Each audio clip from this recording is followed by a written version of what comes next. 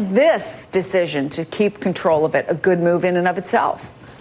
Well, I think when you have something both as historic as impeachment and something that really encompasses so many different parts of the Congress, so many different committees with overlapping jurisdiction and overlapping agendas, you need to have direction come from the top down. Otherwise, it's just going to be chaos.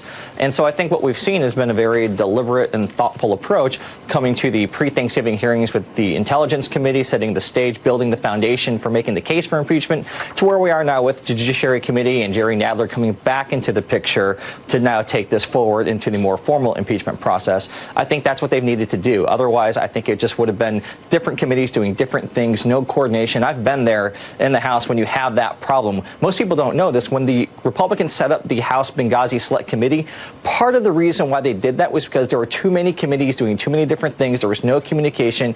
It was a real disaster internally, and I think Pelosi has headed that off by taking control of this situation. The logistical part of this now is where we are, Kurt, and you wrote for NBC Think the speed of the Democrats' impeachment process could work against them. You saw the president tweet saying, let's just get this over with.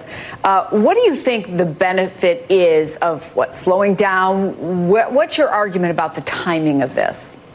Well, one of the things that I thought was a little off base during the pre-Thanksgiving hearings. We had so many hearings in such a short amount of time. Some days where we had 2 hearings in the same day that it was impossible for even the most seasoned journalists who are following every minute of this to digest all that had happened, hearing 7-8 hours of testimony in just one day, and then having to come back 2 days later to do it again. I think that there are times where Democrats are stepping on their own message here by not allowing these hearings to play out a little bit more over time so that people can focus on what actually was said by whom, rather than really looking at the sound bites of it and then turning the page to the next hearing the next day. I think when you have something as complicated as impeachment, as important as impeachment, you have to have a more deliberate process that allows the American people to absorb the information in real time.